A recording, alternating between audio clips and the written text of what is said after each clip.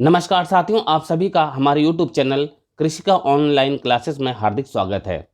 साथियों, वित्त एवं लेखाधिकारी बेसिक शिक्षा शाहजहांपुर द्वारा एक पत्र जारी किया गया है आयकर विवरणी जमा करने के संबंध में। तो साथियों, आज हम इसी संबंध में आपके लिए वीडियो लेके आए हैं। आगे अपनी बात बढ़ाने से पहले मैं अपने साथियों से निवेदन करना चाहूँगा कि यदि उन्होंने हमारा चैनल सब्सक्राइब नहीं किया है तो प्लीज़ सब्सक्राइब करें और अपने और साथियों में भी इसको शेयर करें।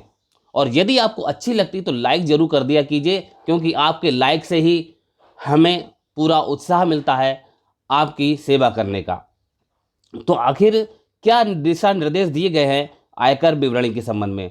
तो सबसे पहले इसमें दोनों स्लैब दिखाई गई हैं, नई और पुरानी।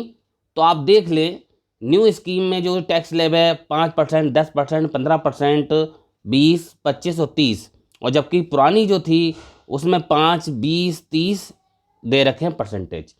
जी, जो आयकर की दरें लगाई गई हैं। तो आप ये मत समझिएगा कि नहीं है तो इसमें परसेंटेज देखिए कम कम बढ़ा, धीरे धीरे बढ़ा है।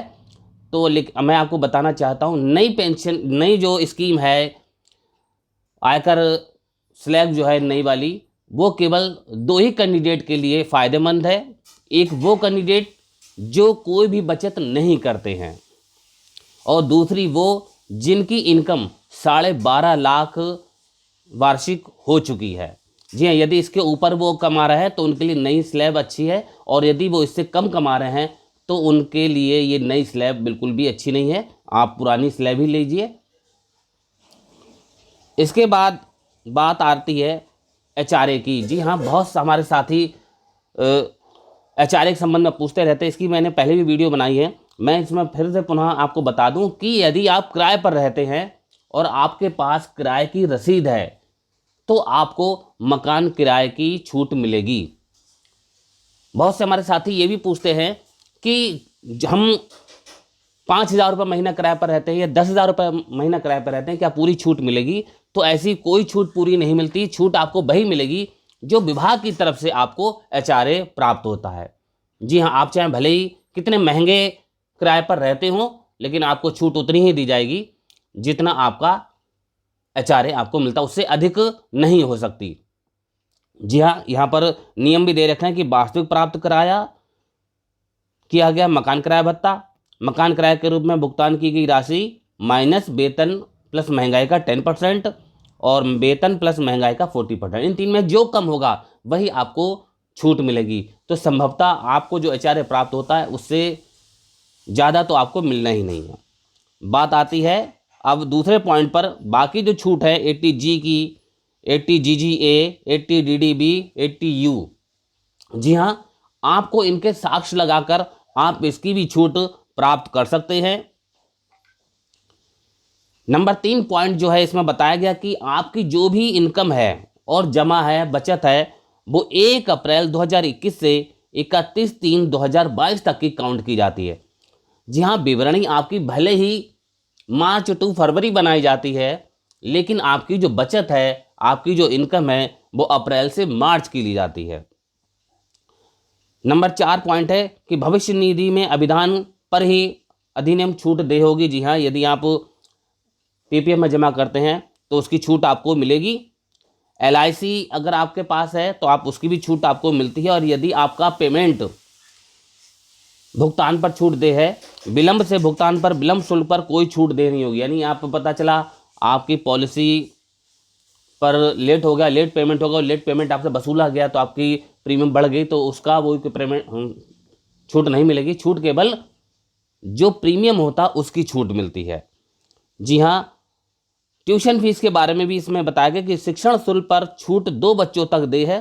प्रतिबंध यह है कि शिक्षण शुल्क का भुगतान भारत में किसी विश्वविद्यालय, कॉलेज, स्कूल या अन्य संस्थान जहां पर पूर्ण समय शिक्षण कार्य हो, यदि शुल्क की रसीद पर शिक्षण शुल्क अंकित नहीं होगा तो कोई छूट दे नहीं होगी। जी हाँ, ट्यूशन फीस जरूर लिखा होना चाहिए रसीद पर।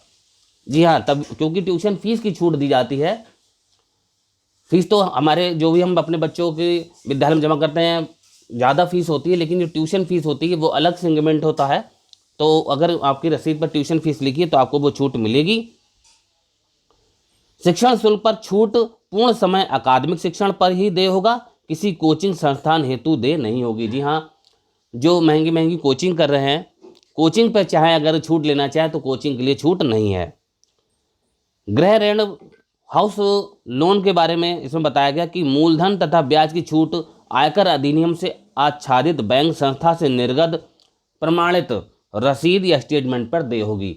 जी हाँ, आपको अगर HRA यानी हाउस लोन की छूट लेनी है तो आपका जो मूलधन और ब्याज है उसका एक स्टेटमेंट होता है, आप चाहे स्टेटमेंट लगा सकते हैं या बैंक द्वारा निर्गत प्रमाण पत्र उसमें फोटोकॉपी लगा सकते हैं।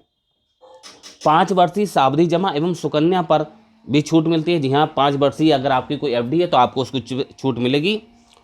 उच्च शिक्षा पर यदि आपने लोन ले रखा है, यानी आपका बच्चा पढ़ रहा है और आपने एजुकेशन लोन भी ले रखा है तो उसका ब्याज भी, उस पर छूट आपको मिलेगी। 10वां पॉइंट है अवशेष वेतन के संबंध में टैनी संलग्न करें। जी हाँ, बहुत से हमारे साथी ऐसे उनका जरा कि वेरिफिकेशन पर ही वेतन लगता है और नौकरी पहले ही हो जाती है और इस तरीके से उन्हें सैलरी नहीं प्राप्त हो पाती और उसका बाद में इकट्ठा आपको पैसा मिलता है, वो कहलाता है एरियर। यदि आपको एरियर मिला है तो आप एरियर की, इससे आपकी इनकम बढ़ जाती है तो आप उसकी अपनी 10E का प्रयोग कर सकते हैं, वो आपको छूट मिलेगी जिससे आप टैक्स से बच सकते हैं। जबकि उक्त वित्तीय वर्षों का फॉर्म 16 तथा आयकर गणन खंड शिक्षा अधिकारी से सत्यापित कर संलग्न किया जाएगा। जी हाँ, तो आप अगर 10E लगाना चाहें तो अभी लगा सकते हैं, अन्यथा आप ITR जब फाइल करेंगे तब भी ऑनलाइन 10E किया जा सकेगा।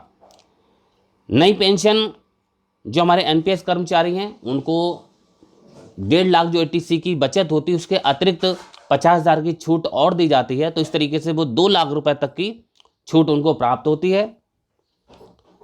वित्त अधिनियम 2021 के तहत नियम अनुसार अन्य छूट दे होगी। जी हाँ, अगर और भी कोई छूट है तो वो आपको दे होगी। देखिए खा पॉइंट में कहा भी गया है न्यू स्कीम में किसी प्रकार की छूट दे नहीं होगी।